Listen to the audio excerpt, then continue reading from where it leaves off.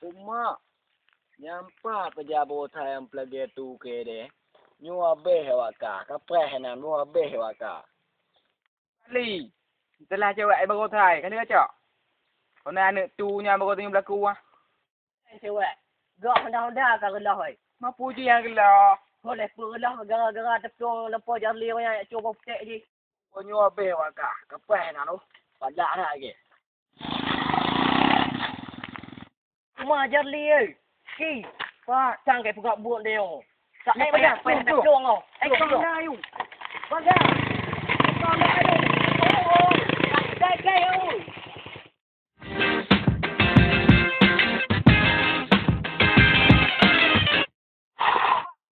Saya yang berlaku tulung kau tahu. Kon Jarli. Bukan, tulung pegang balon nyoka. Wan ton, ngon 3 menit kejap bota. Jinu, buat beh kau. Wah. Betul. Wah. Kapah ngoke nan. Kapres kinan. Mak solam lenan. Buat ni, maju bro. Ya. Yuk.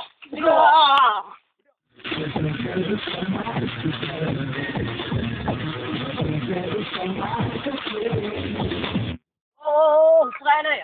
Wangkat telefon dari bos saya ni. Mengalah bos, kiban. Oh, masalah je. Biasa. Kacau lu ke kau. Kacau. Aku ajar. Banyak bodoh. Lu ni macam. Benar ke tu Jarli tengok back lane ni. Nyu mantan pembunuh bayaran awal. Benar tu pu akam tu.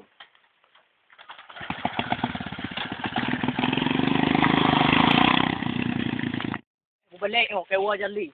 Oh kan, budak kan. Maka puka plong ni boleh. Kalau tak kena tak ni ayak plong gede. Kau tak wa ju le. Cepat ada peh campak. Ana upaga. Oh. Oh. You turn dah bo. Bo pas kau lagi. Wah, campak kami ni. Ni kau ya bo oh. Nyu talon. Oh, tak cak. Bo, dah nak aduk.